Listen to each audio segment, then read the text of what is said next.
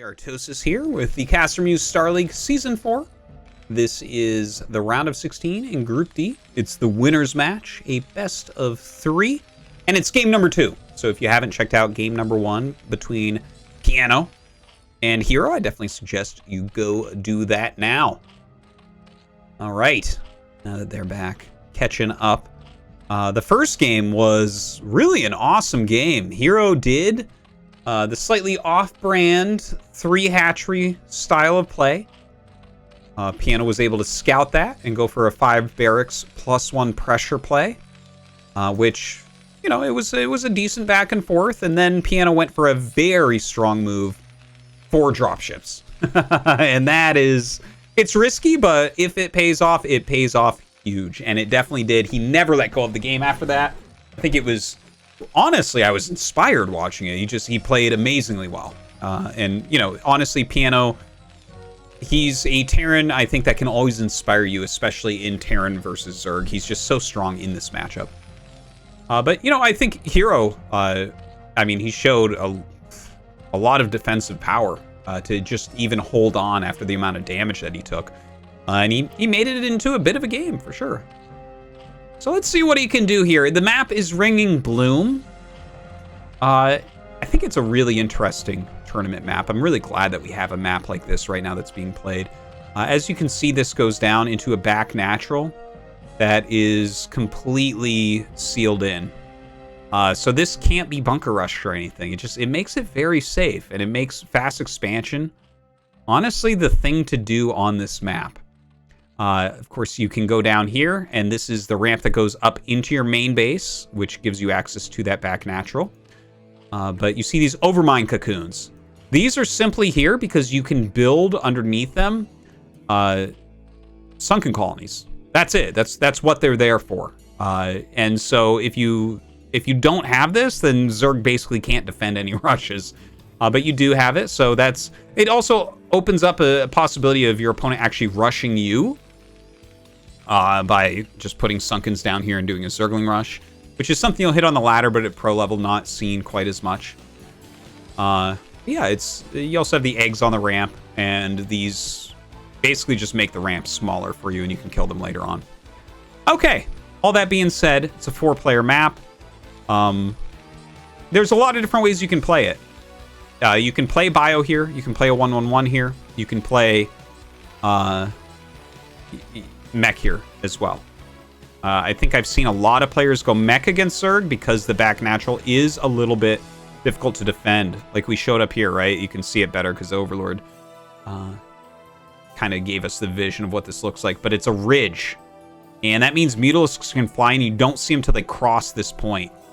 And that counts down here as well, right? So it can be a little bit hard to actually defend this base correctly against mutas. So some people prefer to tech up quickly with Terran here. And I think we're going to see that from Piano. Let's see. Yeah, the factory going down as opposed to like an engineering bay or anything like that. So I don't know if this will be mech or this will be just a rush up into Starport tech for anti-Mutalisks. But we'll see about that. Now over on the Zerg side, he throws down a 3rd hatchery in his main base, but it is a 2 hatchery timing. So his lair, this was like a 3-minute lair, which means his mutas will come out very, very quickly, but he has the 3rd hatchery in main as opposed to like over here or something. And this, generally what this points towards is oftentimes slightly higher economy, but then a lot more units too. It's a more fighting style.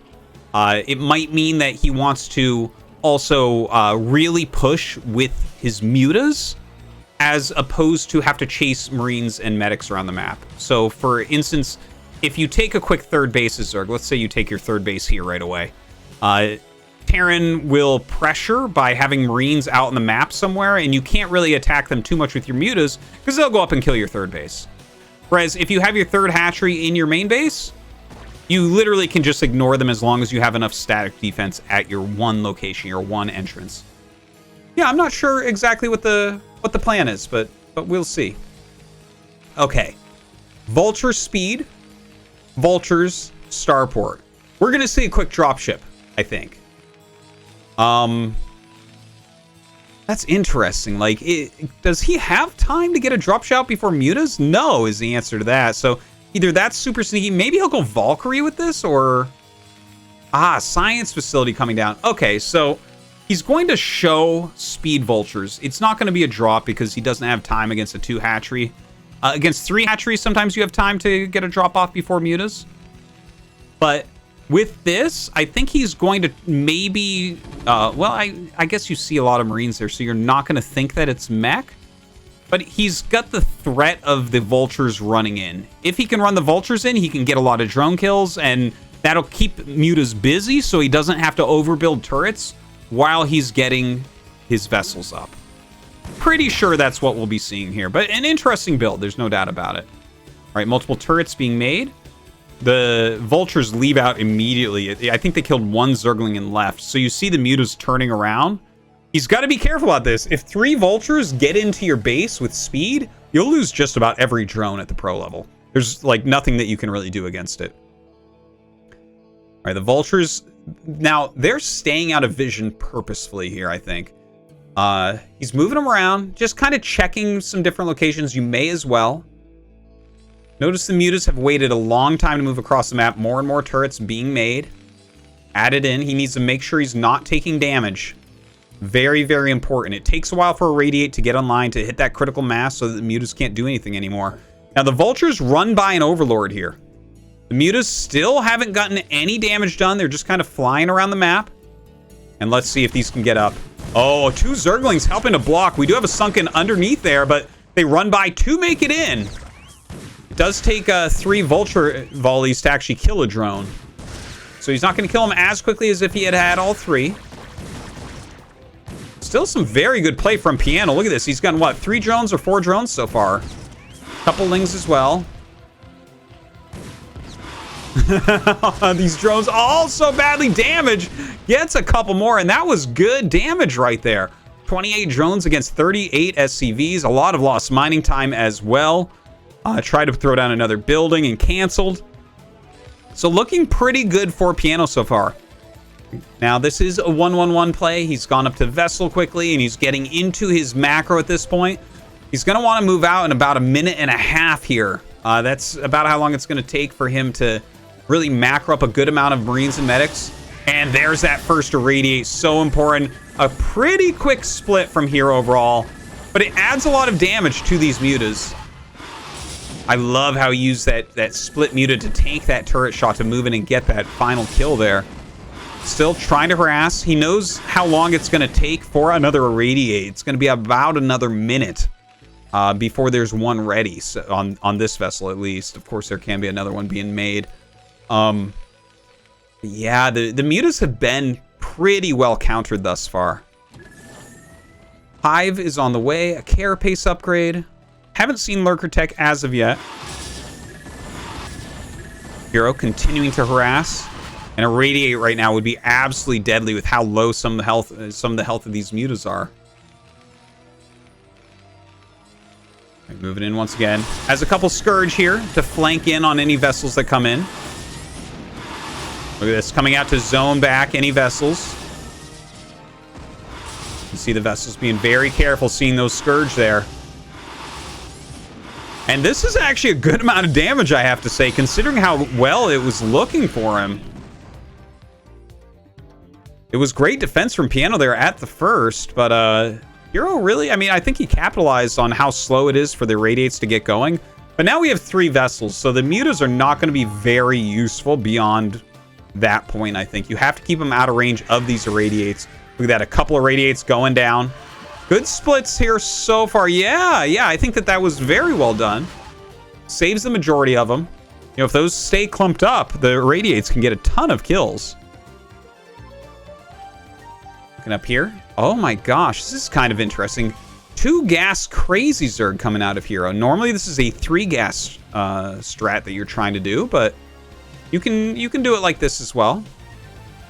We already have the +2 attack being made from Piano.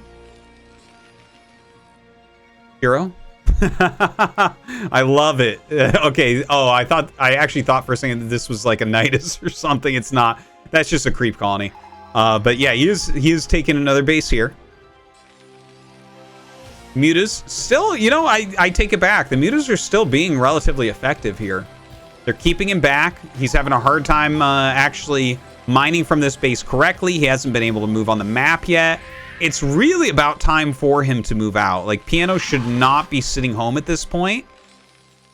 This is like a prime window before his opponent has any tech ready. Chitinous plating just started. +1 carapace is, or +2 carapace rather, is only halfway done, as is +1 melee attack. So right now, there's a stronger army, excuse me, for Piano. And that's really when you want to move out as Terran. You need to hit your timing attacks. Another good Irradiate. The Muta's so softened up at this point.